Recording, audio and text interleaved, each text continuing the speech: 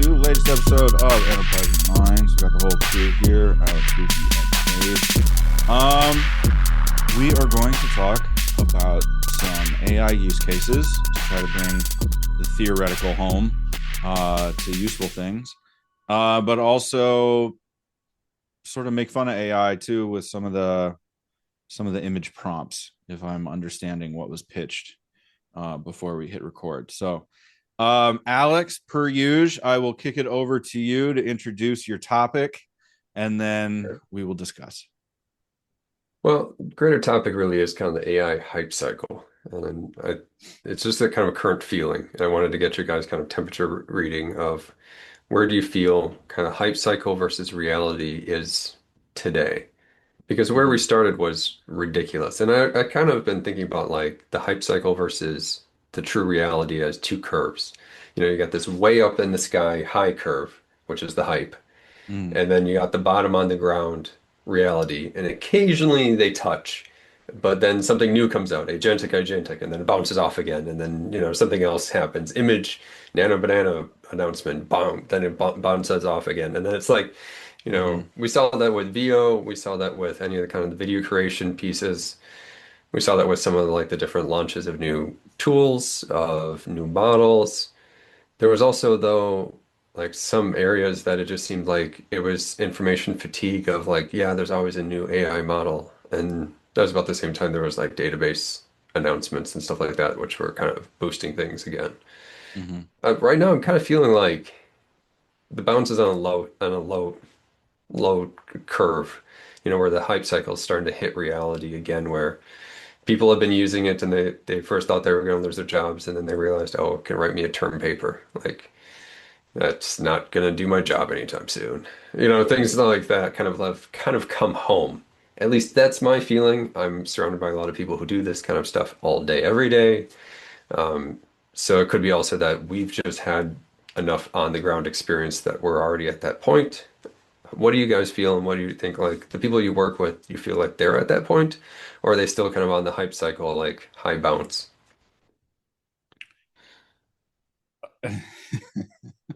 I'm of two minds. So first thing, I've been noticing, not just in the marketing side of things, but I think also in the financial side of things, we're getting to that point of the hype cycles and reality meeting, right? I mean, there was a lot of talk on a lot of the financial news stuff that I listened to where, are we in an AI bubble? Are we in an AI bubble? Well, maybe, maybe not, but a lot of these companies are financing their investments in chips and infrastructure with cash on hand, right? Which is a big difference from some of the other sort of crashes and bubbles. But granted, I'm not a big finance person, so go listen to those for yourself. But then with the marketing peers and sides of things, I do think that it's hitting at two different levels. One is for more senior people or people more established in their careers. It's definitely AI's helping, and I'm able to use it in these use cases to help me solve the problems that I have. However, for junior level, I've been talking to some people in university students across this year, and a lot of them have either been applying to jobs or trying to find internships or just trying to get any kind of experience, and they're not finding anything, which for me has always been, okay, go start your own thing, go help a friend start a thing, like get any experience you possibly can, volunteer with some nonprofit, or just get involved and don't charge somebody for something that they're doing, right? Just to get the experience and build, what you have. And I was at a conference at the University of Minnesota last week, and one of the professors brought up a study at Stanford that spoke about of the entry level jobs that had exposure to AI, there's a 13% decline in hiring and availability. for those jobs. So it's a yes and for me. Um, Answering the other part of your question, and I think we should maybe pick these apart a little bit after Ruthie says her brilliant part. My coworkers, I'm not afraid of them at all. And like with them, I'm not experiencing a lot of conversations around AI. Many of them are so focused on just getting things done and wrapping up the year that they're not actually um Looking at incorporating new things. things Yeah. or looking for new ways to do things, or maybe they've thought about it but they're not implementing it. Like I've offered to host some AI breakfasts, which I think could sort of shake some people out of apathy, but at the same time, um it's just that it's that time of year. You hit Thanksgiving for a lot of people and it's okay, my brain's going to start shutting down because really honestly there's only like 3 more weeks of this year. um So, I mean, that could just be a seasonal effect or um, a sample size problem. But, Ruthie, what's your experience with where we are now? I'm gonna pull first on a little thread you left out there around the new hires, Mm-hmm. um, which I think it's an interesting dynamic going on. So I see two things going on in this space. One is everybody can see the potential with AI. Mm-hmm. They just don't know exactly how we're going to realize it. And I'm speaking from like a corporate big enterprise sort of perspective. Mm-hmm. So the question mark is the how, not the whether AI is going to have an impact. And so I can see that putting creating a pause in the hiring, right?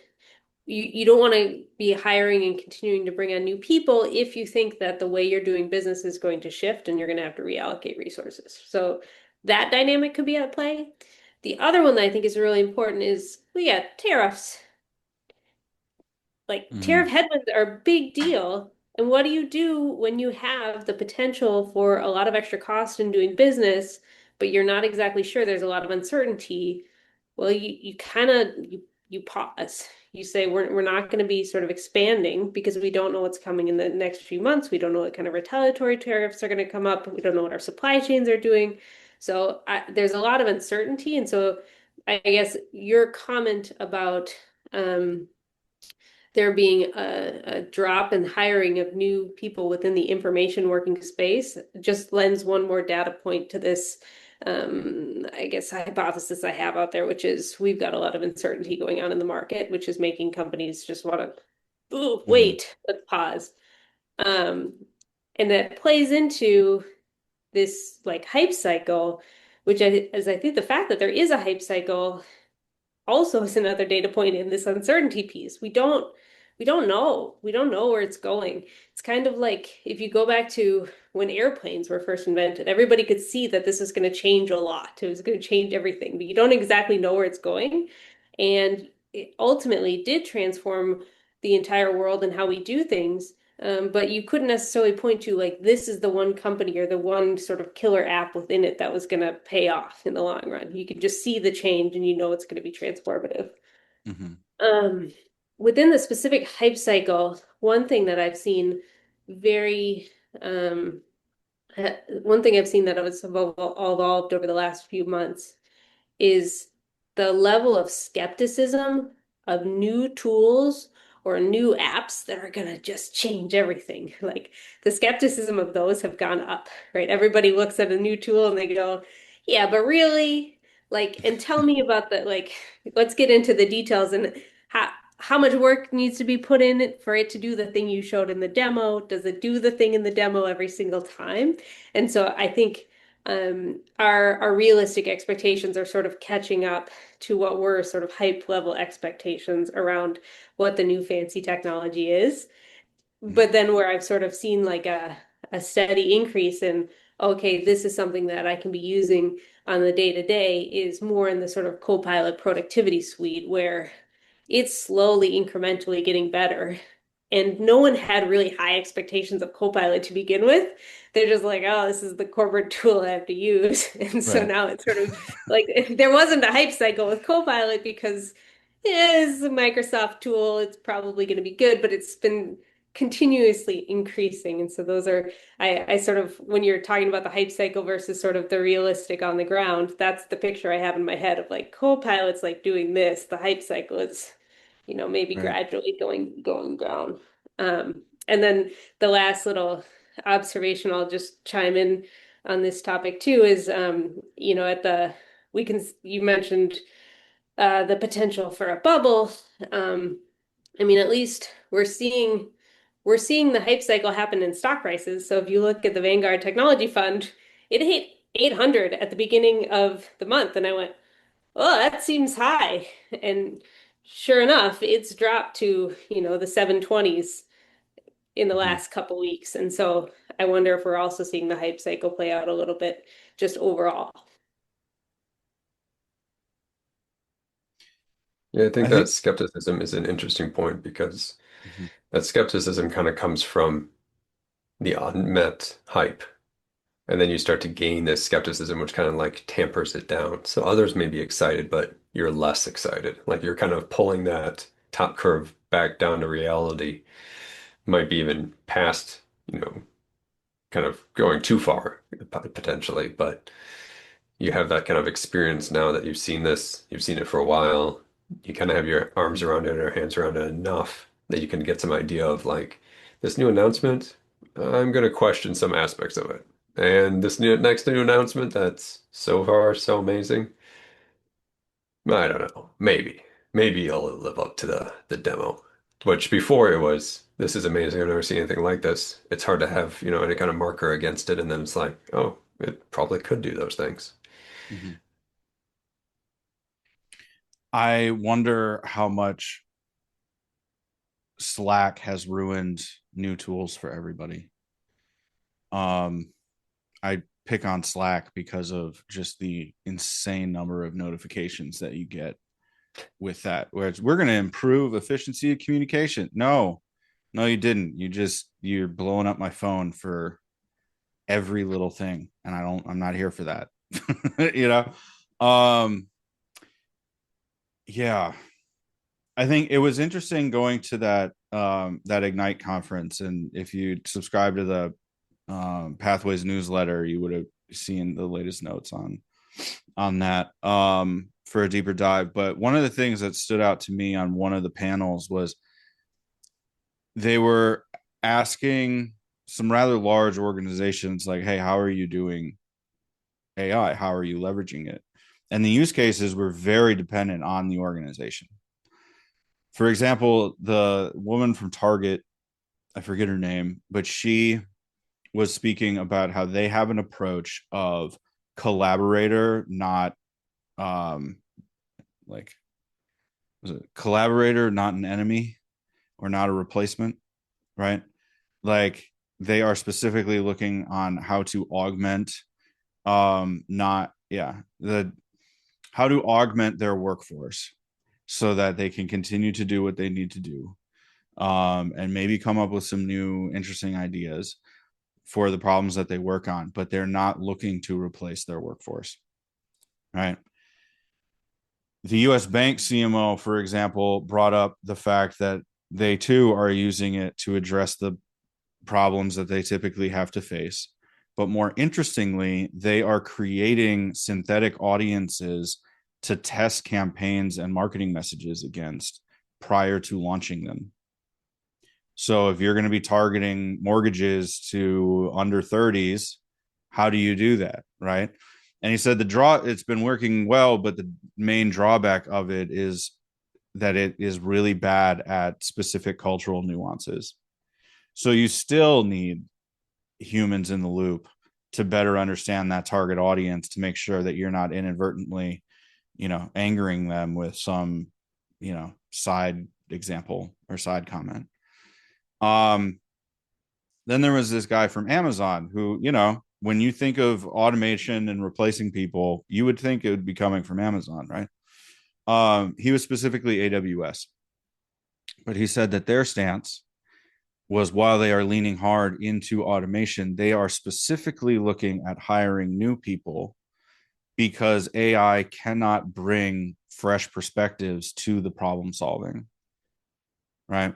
And they are hiring new people specifically to have fresh approaches to the problems that they have so that they are not just relying on the old timers who tackle problems in similar ways because of how they came up in their careers or the situations they faced that may or may not be pertinent to what's going on now. So across those three, I thought that was a really interesting cross section of how major organizations are approaching these problems. And I think a lot of the organizations that I've heard of or that I've talked with are somewhere in the middle of these, or they're still trying to figure out use cases for these. What are your thoughts on this sort of outline? I cool thought on the Amazon piece too, because I'm sure we've all observed this as you're prompting and you're sort of asking questions or sharing your perspective and trying to get feedback, like there's still a bias to say, yes, great point. Like that that's always the introduction is some That sort drives of me nuts. reaffirming what you're doing, right? Yeah. It drives me nuts as well. So I've tried to make tweaks as well to just get that to shift. It's like, no, I'm not Mm-hmm. so tied to the way I think, right? So I can see where the gentleman from Amazon is coming from of if we are seeing that our interactions with AI are just sort of reinforcing our current way of working, maybe they're making us better and more productive, but they're like within the same stream, introducing new streams is going to be really beneficial.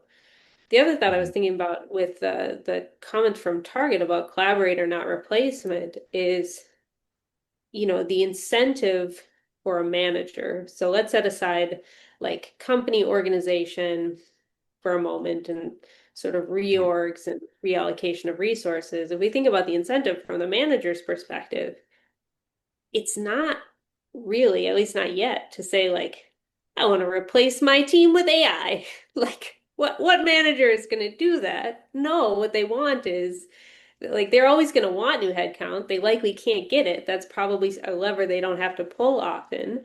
And so the Mm-hmm. incentive is to upskill your team as much as possible to utilize the AI tools to be more productive. And it's sort of an increase in your human capital and your knowledge capital. And Mm-hmm. so that's sort of an incentive in favor of not replacing, but rather collaborating. Now, there's this other piece out there, which is if I am looking to restructure or reallocate resources across my entire company, well, one way in which I can motivate change is by reducing, keeping all the goals and requirements the same, and then you're sort of forced to innovate. I don't know how much that is actually going on, but it's I can't imagine it's not present. Right. I think for me too, one of the main things is what's your KPI? Because if you're talking about operational efficiency and throughput, that might be a really good talking point for your shareholders if you're publicly traded. If you're, privately held or you're running your own thing, you could look at revenue per employee. So if you see an increase in revenue per employee, then wonderful, AI is having a positive effect. But then are they forcing them to do more? How's your, morale? Are they still burnt out? Right. And I'd be curious to find out what organizations are actually paying attention to. And does Mhm. that vary depend on the size they're in? Because um yeah, I think that cult of new finance, as we've talked about before, kind of affects the bigger companies more so than some of the smaller newer ones. But Alex, you've been awfully quiet. What are you thinking? I don't know, just a couple of responses to that. One of them is interesting from the Amazon one, because there's actually a lot there of Mm-hmm. the old way of thinking is also entrenched. So that's a change management problem. Right. And the older, more senior individuals have basically more gravitas, more credit to their voice. And sometimes they are the literal admins of systems. I mean, stuff like that, where Right. they are the bottleneck, quite literally, and then there's nothing else you can do about it. So to have new people with new ideas that don't get dismissed, that would take a change management aspect. To come Right. up with new ideas, you can mess with your AI tool as well. There are, I think it's the p value. It's usually at 1.0, but you put on 0.7, it comes up with wild stuff.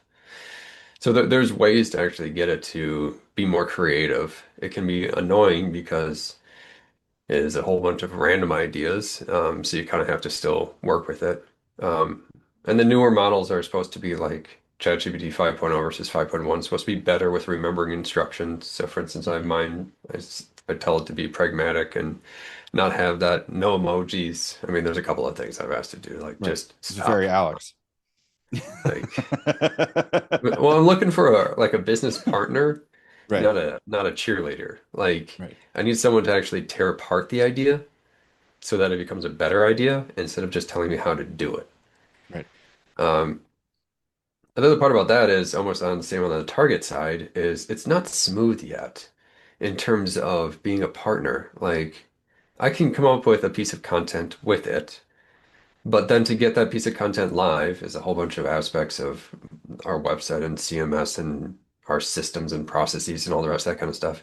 Right. And it doesn't really know the customization that I have of the CMS. So it couldn't really give me a tutorial step by step. It can't give me a little Loom videos or anything else to like tutorialize me through creating the content and publishing the page. Right. None of that's there. It's non-custom or it's custom stuff. It's non-standard stuff or the, ticket, process that we have is completely custom. So it's not going to be able to help me there either.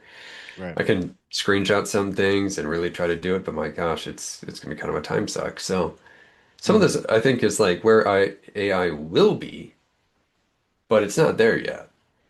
But it gets down to these other points that I was thinking about was, that there was I mentioned on a prior episode, there was a recruiter who mentioned it's not what you know, it's what you're able to learn by next week. Because it's starting to get to this point of if you can follow instructions along with ChatGPT, you Mhm. might be able to work in a system that you have absolutely no idea what you're doing in it. Mhm. And you might be able to get something done. So it's not so much about like, great, you did this in the past once. Well, the systems are new, things have changed. Can you learn this Right. by next week? Can you figure it out enough for next week? You don't need to know all of Python, but you just got to get this one thing to run. Can you figure it out? Can you troubleshoot it? Right. And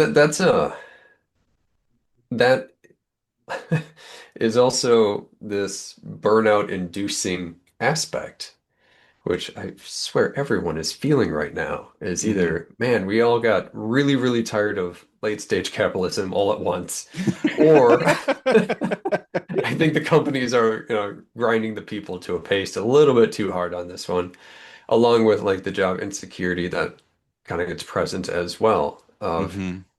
having extra people near shore or offshore as a cost saving measure is a lot different than an AI tool because I take a sick day, the AI tool is not running. Right. But my colleague in Costa Rica is probably still working. And then when they're sick, I'm still working. And that actually allows both of us to go on vacation and not go insane. Like all of these things, I think are, if I'm going to tie it back to hype cycle, are all hype cycle right now. Those are all beliefs of what may occur in the future, but we have Mhm. not reached any of those yet. We're not smooth enough that I can throw on my Ray-Ban Meta glasses and it'll tell me exactly how to do the plumbing project that I have and scan the room or whatever. It's not there yet. It can give me a YouTube tutorial. That'd be Mhm. cool. But that's as best as it gets. I did fix a toilet with Gemini. Yeah, I know you did that one time.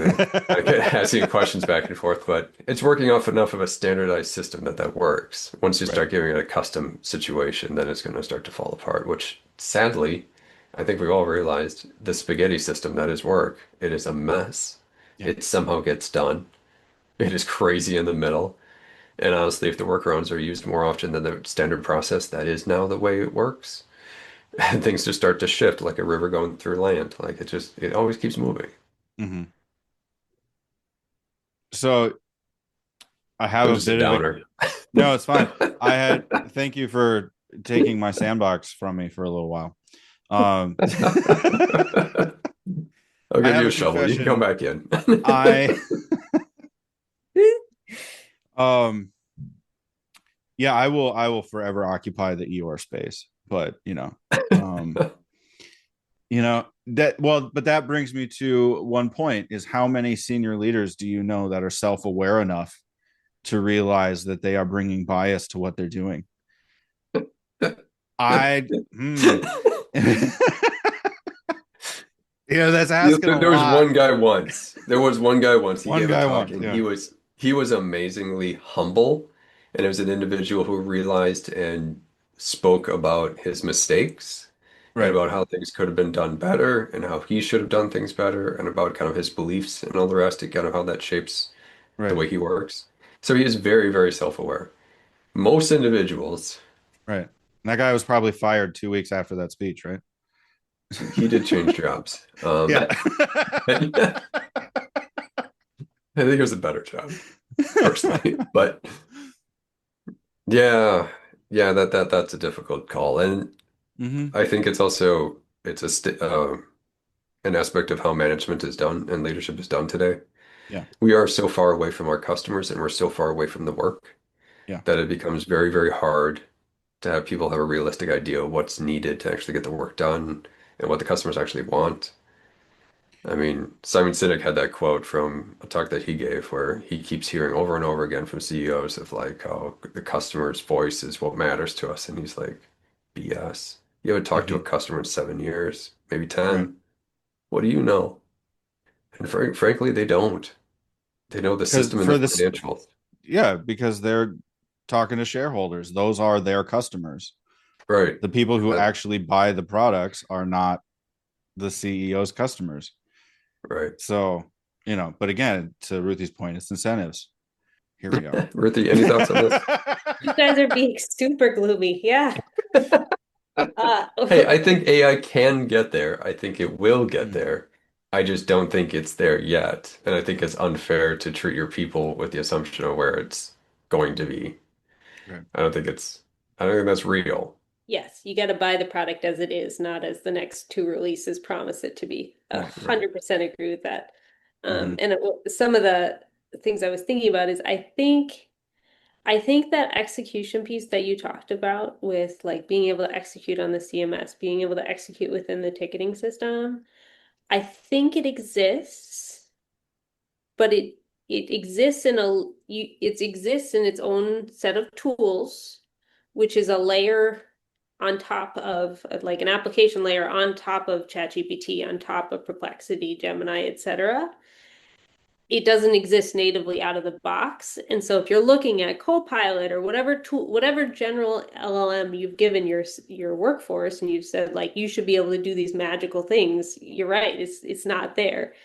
And what's missing is either you have the application layer via a third party tool, like where they sort of put some special prompting in place, Hmm. and they sort of maybe have a couple of agents string together to be able to execute on it, and then they give an interface for people to interact with, and then you Sure. connect that via API integration to whatever your CMS or your PIM or et cetera, et cetera. Like those connections, like they do exist, but they're not everywhere yet.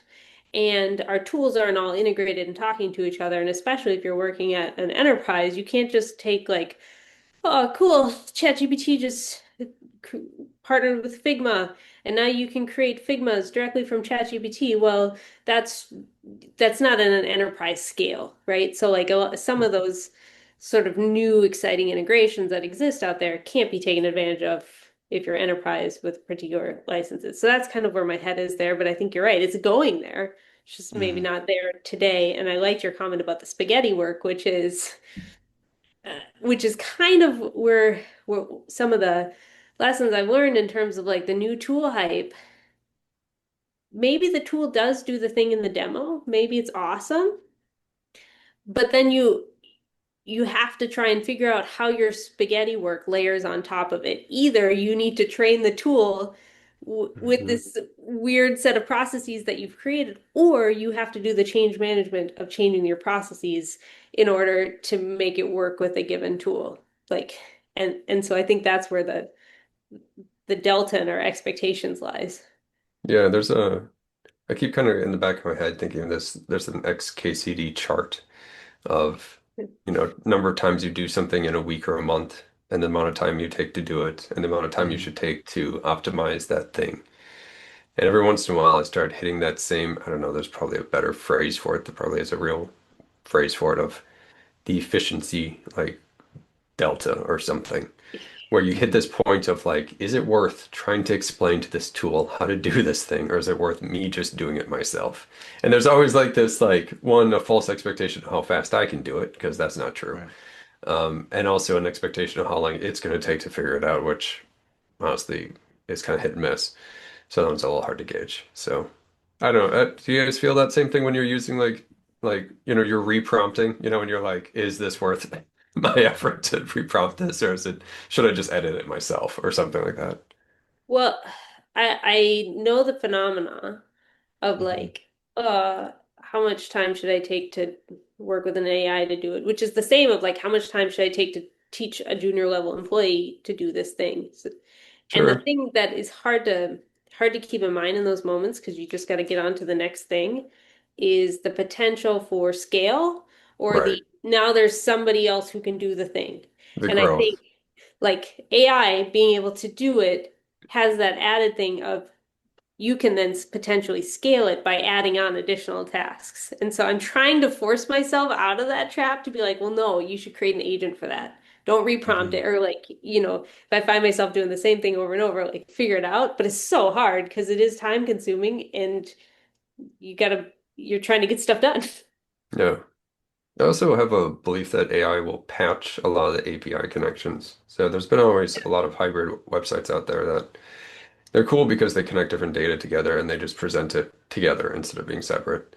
And Right. there's whole businesses that are based on that concept.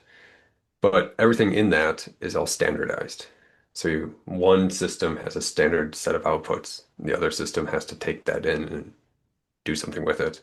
And that usually takes a lot of effort and programming. But there's a lot of AI tools out there that with a prompt, and you're right, with a chain of one to the next, it can basically patch that connection and take that data, transform it the way you need it, turn it into whatever, pull the insights out of it. So you display the percentage versus the raw data, whatever it might be. Yeah. There is a lot of abilities there, and there are some pretty big companies out there, rapidly growing companies that basically are AI wrappers, but they are just kind of well-prompted agents in a row, and what they output is pretty decent because they've spent a lot of time at it. Mhm. It's that phenomena of like a bunch of simple things strung together creates complexity. Like Yeah, that, it's that, and that and a doesn't question of happen the overnight. and a question of the time cost and time savings of like, is it the time cost worth it for me to recreate this entire thing, or is it time savings if I just buy their version of it? So two stories I think to drive home the point, if it makes sense outside of my brain. One, whenever I go to a donut shop, I buy a particular donut, and it is a very simple one because if you can't do the simple things correctly, I can't trust you with cereal and bacon maple and, crazy stuffing like avocado toast, jelly rolls, like whatever. And it's just a simple, old fashioned glazed donut.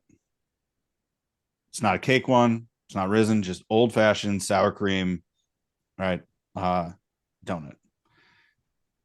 And honestly, that has proven really, really good as the bar for where to actually buy donuts because then you get rid of all the hype, you get rid of whatever, crutches that cinnamon toast crunch and lucky charms bring to, the donut party. Um, and it goes down purely to craft. Who has taken the time to learn to do the craft of donut making well, right? So that's story number one. Also, They're just so good. Secondly, Shout out to donuts. shout out to old fashioned donuts, man. I might have to buy some. Um, thing number two, you talk about kind of like the zeitgeist and is everybody just done with late stage capitalism? I find um, that over lunch, many of my coworkers are picking interesting topics surrounding a similar thing, and that is the burnout of metrics. So the other day we were sitting down at lunch and we were talking about watches because somebody's watch died and they were deciding, do I do the smartwatch? Do I go back to the old one? I don't want to spend more than like $30 on it, but really honestly, I'll probably have to do, more than that. Whereas for me, it's like I wouldn't even consider a $30 watch. um, because we prioritize different things, but it came down to the people who wanted all of the health tracking and all of the like sleep notifications, and they wanted all of the beeps and bops and whatever. And then you had people who were like, you know what, I've tried to optimize everything and I hated it, so I got rid of it and I went back to the old analog stuff, and I'm living blissfully ignorantly of what my blood pressure is the minute I see your face, right? Yeah. Yeah, I did that. And yeah, I think especially as marketers, right, we're forced to look at this dashboard and create this one, and how do you prove that your existence should be allowed, or how do you de-risk every decision that we make before I give you any money to try this idea? Like, it's gotten to a point where it's just like, no, let's just do some stuff and see what works. Like, I shouldn't have to hold your hand through everything. You're an adult. You're supposedly good at what you do. How about you take a risk? You know. Anyway, before I start ranting, please jump in with your thoughts. Well, just one, I've been working on like a homepage redesign and concepting, prototyping, just I got some ideas on it. There's an interesting aspect to that in a company of one, I can get AI tools. Yeah, they really struggle with redesigns. They're great at initial designs, redesigns, not great at. They could pull colors to get that involved, but man, they struggle. If they start from scratch, just it seems like just about any tool can create something. Right. But that's almost an aside. Really, it's a question of if I were to be super simple and I was a couple of clicks and I could take this, code that I got from ChatGPT and bam, it's now live on the company website. That's not necessarily a good thing for the company's sake because other perspectives should review it. Other individuals should be a part of that decision. The homepage should not change on a random whim of mine. Right. But it'd be really nice if it could, but it's good that it can't. I don't know. It's a funny like thing of there's a certain size of company that things change. It's not the entrepreneurial, man, this afternoon I'm going to go, change the homepage or my logo, and you can. But for a large corporation, you shouldn't. Right. But at the same time, you should get things done quickly, but you should still take some time and be smart. I don't know. Like we're always going to hit this like, in between aspect of how deep do you dive into the details before you go live? And for some people, yeah, it's analysis paralysis and it never stops. And my gosh, there is a too much point. But there probably is a too much point on the quick launch too.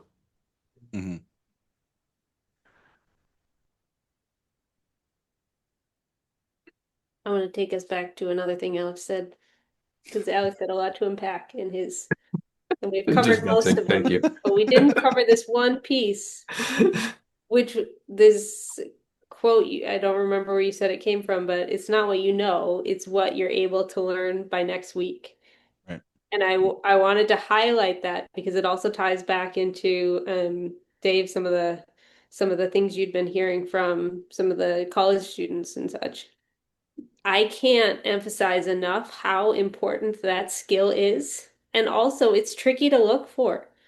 But Yeah. holy smokes, like that to me is a huge thing I look for in working with new colleagues and in sort of Mhm. potentially hiring is, are you able to learn a thing so that we can quickly get on the same page and start problem solving together? Like that's Yeah. ultimately what it's about, is it's your ability to learn so that we can move forward. And I think that's huge. And so the more that you can cultivate that within yourself, and sometimes it's just by just trying free trials and of a whole bunch of different tools. Go do a free trial, make a website, see what that's all about, see what the mechanics are.